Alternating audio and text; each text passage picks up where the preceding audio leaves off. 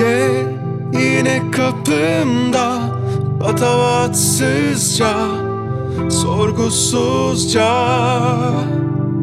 Sen yatağında, daha ilk rüyanda sayıklarken, ben çitlerdeki kuzuları sayarken, aşk arazime izinsiz giren sen yatağında sevişirken, hoyratça yıldızlarla.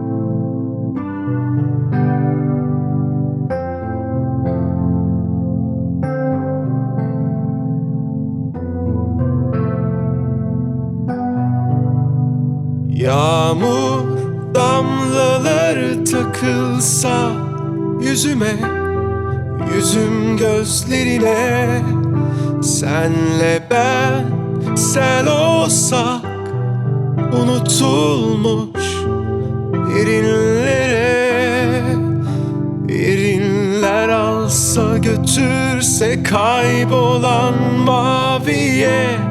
Ama yine de sen hala yatağında, son rüyanda başkasıyla.